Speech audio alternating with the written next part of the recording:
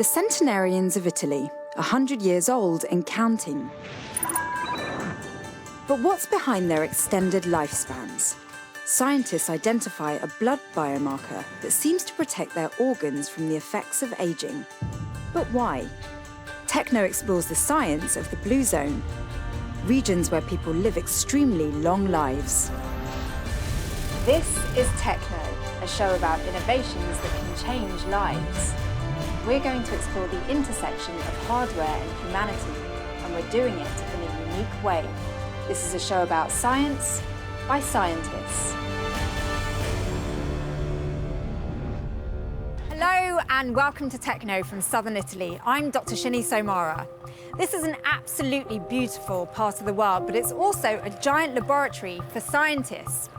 This is one of the world's so-called blue zones, an area where an unusually large percentage of the population live to 100 years or more.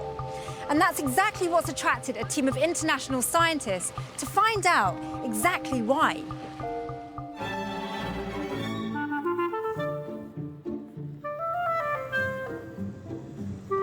This is Acciaroli, a village where time seems to stand still. Long enough for people like Antonio Vassallo and Mina Fedulo to grow old. He's 100, and at 93, she's the younger woman.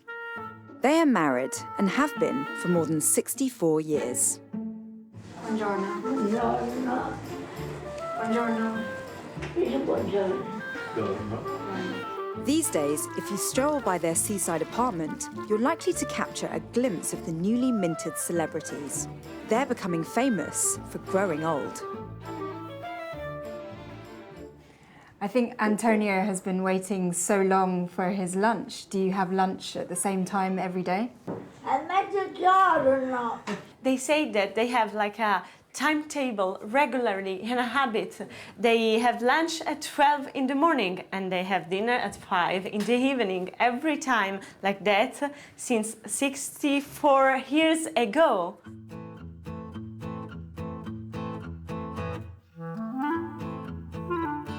Just a few doors down lives Giuseppe Vassallo. At 95 years old, he's also active and independent enough to freely walk the streets of the village.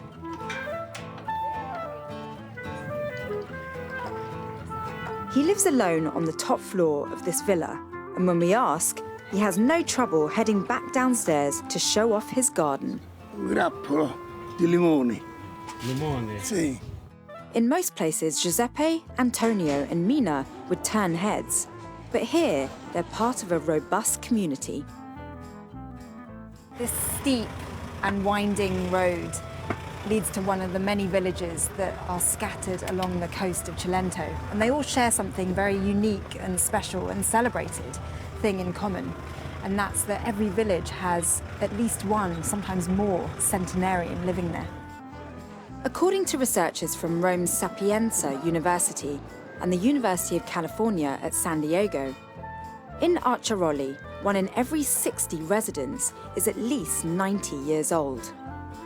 By comparison, according to statistics from Canada, 1 of every 163 Canadians was at least 90. Giuseppe, who's 95 years old, grows these in his garden. It must be hard work.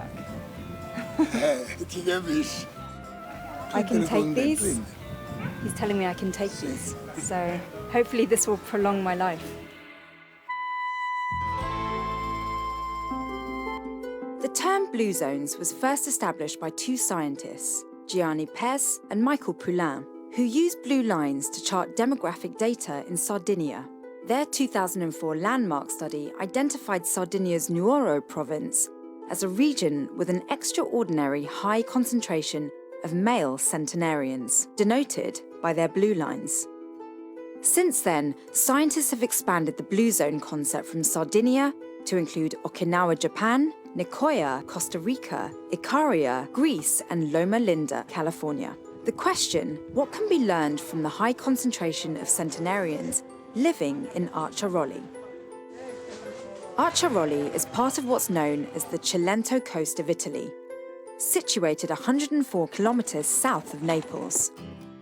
Cilento is a rugged, picture-perfect region that features mountaintop villages that spill out to the Mediterranean Sea. Residents spend a lot of their time outdoors here, working their land and walking nearly all the time. The region has become synonymous for good health, rich and fresh produce, pasta, olive oil and rosemary. This is where the so-called Mediterranean diet was first scientifically studied by American scientist Ancel Keys. Keys' landmark 7-country study found diets in Italy and Greece highly protective against heart disease. It's now about to become the focus of 21st century science. Grazie di essere venuti a Poliga. Welcome in Poliga, welcome in Italy. With a 12th century castle as an impressive backdrop, a decidedly 21st century team of researchers descended on the heart of Cilento to announce the results of their preliminary study of the region. First of all, as expected, females, they live longer than male. So it's a good news for the female, bad news for the man. When you talk with people like this and you visit this, you think that you are visiting a person of 75 or 70. And the men, they talk with you. The man at the head of the study, on the Italian side, is Dr. Salvador De Somma, Professor of Medicine and Emergency Medicine Director at Sapienza University. He explained what happened the first time blood samples from the centenarians were tested. When we sent these samples to San Diego University, we found that the group that is studying protein longevity were surprised to see that they found some protein in longevity linked in this subject they never saw in the millions of subjects. So what does that mean? You've discovered proteins in the human body that has never been seen. Exactly. This means a lot, that we don't know enough. To get a proper glimpse of the centenarian population of Cilento, we headed up into the hills in a hurry to reach our destination before the sun set. We arrived at this home high atop the mountain village of Cardille. One of the village centenarians lives on the 2nd floor.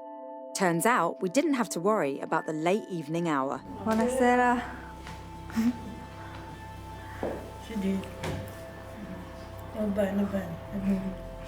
Giovanna Ruggiero was awake and spending time with her family. At 100 years of age, this is one incredible woman. Her face shows a lifetime of experience and grace. She greeted me warmly. This is a very nice place to live. It's nice to have your independence here. Through a translator, she told me she does sleep here alone, but her family is close by. Her daughter-in-law lives downstairs and is always there to help her. We didn't speak the same language, but it wasn't long before she began to hold my hand in hers. So this is your husband? Questo è mio marito. And how long ago was this? 35 years ago. 35 years ago. Wow, bello. Non tanto bene. Not so beautiful. No? I think so. Her husband died just last year at the age of 101. They were married 75 years. Her life now exists around the next 2 generations of family, including her 5-month-old great-granddaughter. Giovanna, like most centenarians in the study, moves around easily. Scientists say it's unusual for anyone over 90 to walk around without a cane or a walker. Researchers also observe the centenarians' strong cognitive abilities, showing almost no signs of dementia or Alzheimer's disease. This was measured in terms of what is called functional status, the ability to prepare food for themselves and move about on their own. What's her favourite thing to eat? What's your favourite Qual è thing? il suo cibo preferito? Cosa le piace mangiare di più? Tutto. Everything. It's like me. Come lei? Mangio tutto. Perhaps more significant to the team of scientists, Giovanna doesn't wear glasses for her eyesight, nor does she need a hearing aid. And they see you and hear you without any aids. That's interesting. That is another important, let's say, finding. No one of these got need for glasses. No one of these was needed to be surgered for cataract. That, let's say, I never see people the age of 90 living without having surgery for cataract. The idea behind the research project is to determine what factors contribute to the centenarians' good health, and if they can be replicated medically or through diet and lifestyle. The pilot study was conducted over 6 months. Starting in the spring of 2016, scientists took a close look at a select group of 81 centenarians and their families. They focused on physical, cognitive, lifestyle, family, diet, and genetics. They drew blood samples from both the centenarians and their offspring. TechKnow was given access to the Dietary laboratory. This is where the majority of the centenarians' blood work was taken for analysis. Technicians charted basic cholesterol levels, monitoring both good cholesterol, HDL, and the bad, or LDL levels. They measured triglycerides or fat levels and major organ functionality. So, how old is this lady? È una signora di 101 anni 101 years old. che abita in Vallo della Lucania. So the director of this lab is getting so excited about the results of this 101-year-old woman because her blood is so healthy it can be donated. He uses the word bambina. Her blood is like the blood of a young girl. An interesting picture began to emerge from the lab. The centenarians showed some of the typical signs of aging. But what makes them unique, researchers say, is those factors did not result in heart disease. Hypertension is a problem with the centenarians in the area, but oddly, not thickening of the arteries. How does that work together? These subjects, they have hypertension, and this is something that is expected because all the people of the age more than 85 or 90 has increased of blood pressure due to the fact that there is a kind of a stiffness of the arterioles that makes the level of pressure increased. But we're not able to find the same consequence. Here we see this dissociation. So we see people of the age of 90, hypertensive without heart failure. So in terms of physiopathology, this means that although these people have cardiovascular risk, like hypertension, they seem to be protected. They seem to be protected with something that is going to interfere with the process of development involvement of the heart. It took a team of scientists from Germany to start to unravel the mystery. They began by measuring specific biomarkers in the blood of the study objects. The blood. So I read how good or how bad someone is from blood biomarkers. Because the blood is telling you anything you need to know, or almost everything you need to know about healthy or thick subject. Andreas Bergman and Uta Kilger run a small biotech company in Germany. Both hold doctorate degrees in biochemistry.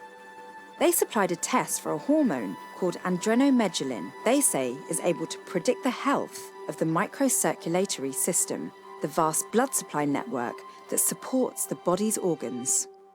The signal was the concentration of a hormone which is named adrenomedulin, and this hormone controls the microcirculation. So, and if the microcirculation is very good, there's no need of this hormone, it's very low. And if there's a bad microcirculation, it's up. And the very low values in the centenarians, this was a surprising finding.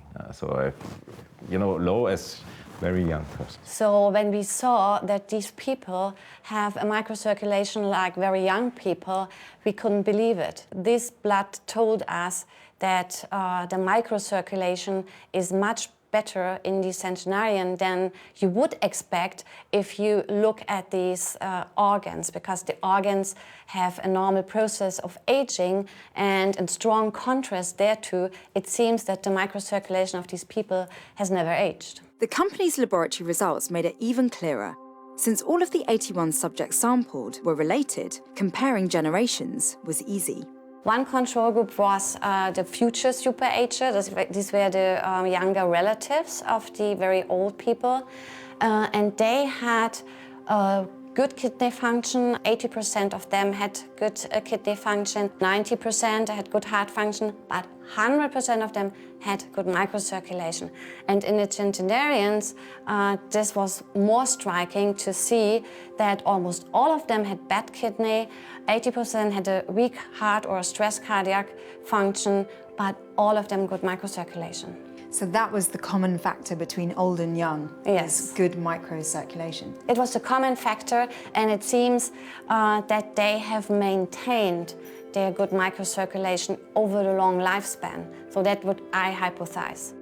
How surprised were you at your findings? Because it really surprised me. So normally you have, when you make a hypothesis generating study, you see a little signal which you must confirm then in 1,000, 2,000, 10,000 subjects. But here you do not need to confirm anything. It's a signal is that strong that there's no question remaining.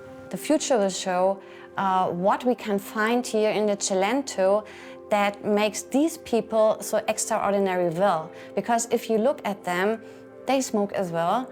They have a high uptake of food. If you go to the restaurants, you see that they have no diets at all, except that they have the Mediterranean food here, but you don't have the impression that they try to live a healthy life. They have just one. So we think, or that's a hypothesis, that maybe here's something in the food, in the plants, in the herbs, whatever, in the microbiome that helps them to maintain this excellent microcirculation. You come into this region, so there is no, sorry for saying that, no McDonald's, no Burger King. So they have these small shops mainly selling and products they produce in this region. Therefore, I think we have an extraordinary chance that somehow a big part of the history of lifestyle and nutrition is preserved in this region. Answers could come soon. The next, more advanced phase of the study will focus on Acciaroli's diet. I must say, I wonder how they can eat all these things. They smoke a lot and they drink more than the average in people in Italy. So they have more, risk factors if you from lifestyle point of view. But they must have something which helps them to control their microcirculation. So and there's, I must say, today it's speculation. It may be the specific nutrition in this area. Whether there's something scientifically notable to their diet or even in the soil, Acciaroli residents say that has been a long part of the lure of the region.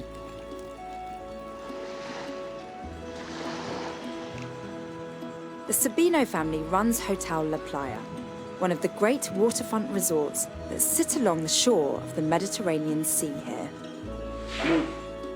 While they don't have a centenarian in their family, it was their grandfather who saw the importance of the region and made sure to connect this generation to the land and the food. The menu at their hotel features fresh ingredients, including produce grown locally. They own a farm just a few kilometers up the hillside. There's something about this area that is helping longevity of life. And I wonder if it's in the food that you're growing here. Organic here is not a trend. Here is what you have. They would not eat tomato in December because they know there are no tomato in December. Juliet represents Acciaroli's next generation, but on her farm, they still grow the traditional crops, including rosemary. Scientists from the study team tell TechKnow they're looking closely at the rosemary grown here, because it may hold certain medicinal benefits. They don't yet know why, but say on the surface, it is more intensely flavored than rosemary cultivated outside the region.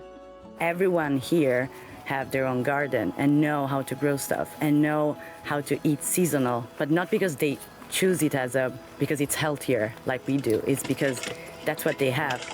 Because even this piece of mint, I've just never smelt mint like this before. The thing is that here, the land is kind of virgin. Here, for example, before the farm, there was nothing. There was nothing, not even someone growing stuff. So there is no danger that someone would have poison the earth or, you know, the plants or anything. And there are no industry here. All the land here, it's not yours because you have bought it like last year. It's yours because it was yours from your great-grandfather, then left it to your great-father, and then your father, and then you. So, who may still be alive, telling you how probably. to cultivate it. Yeah. They don't have gyms here, and although they are eating and taking alcohol, smoking, and so on. So there must be a secret to it. So finding the answer to that could be the key to a long life. One key, I would say. So I think it might be an important factor. It might be one of the keys, but I think life is usually more complex. The research team also cited the importance of another lifestyle factor, the family. Multiple generations provide support, as does the community at large. There is, of course, all these psychological factors, and that you live in a social environment, that you live in your family, that you talk to people every day, that you train your brain, you feel responsible for, you know, all these factors. You may call it soft factors. I think they are important too. Researchers are also looking at other psychological factors in their study. The centenarians are a resilient group. They survived 2 world wars, famine, and poverty. When I visited Antonio and Mina, I asked what single event in his lifetime was most important. The centenarian spoke of hard times during World War II when he was stationed in North Africa. One might think that a long life involves a lot of comfort and ease of living, but it doesn't seem to be the case here. From Antonio, what I'm understanding is that he's been through a lot in his 100 years, and all of that has given him the strength of character. 100-year-old Giovanna expressed similar sentiments. During our evening together, she often reflected on hard times. She became emotional while describing life in this village a generation ago. This region is good and healthy, so life hasn't been easy. Working barefoot in the countryside, certainly tough for anyone, but that kind of resilience that we see, it's clear that she has a real strength of character. Many different facets of life here are being examined. Mental health experts like Anna Scalzo are studying the impact of psychological factors on the longevity of this unique population. The interesting thing is that there were only 1.6% of the centenarians depressed versus 4.7% of the group control depressed. So the younger, the children were more depressed than the centenarians, their fathers or mothers. But this is just a pilot study, and who knows, the younger generation may live to 100. We don't know if it's genetic. We have yet to find out. But what's your prediction of people suffering more from depression? Well, because I work a lot with adolescents now, I can see they are more stressed, they are more anxious, they're getting more panic attack. Centenarians don't even know what it is, a panic attack. We're just facing difficulties and traumas. And they've lived through 2 world wars. Exactly. So I'm really wondering, as you're now saying, what will happen to the younger generation? No one knows why just yet. That will be for the longer-term study. But the clues are there. The world has discovered Acciaroli, bringing outside influences to this quiet waterfront community. The younger generation is finding reasons to leave, moving to larger cities like Naples and Rome. Still, as the sun sets over Acciaroli, a small group of seniors gathered at the local church for Saturday night prayers. Villagers say there's something special about this simple way of life. That, they say, cannot be measured by a blood test or a biomarker. I don't think at the end of the day you will get a pill, and if you have this pill, then you shouldn't worry about anything else. That would be too easy, I guess.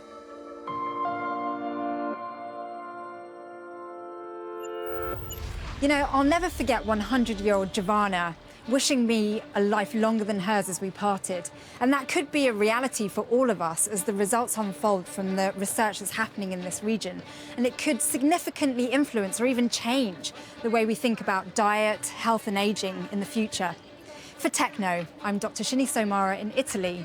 See you next time.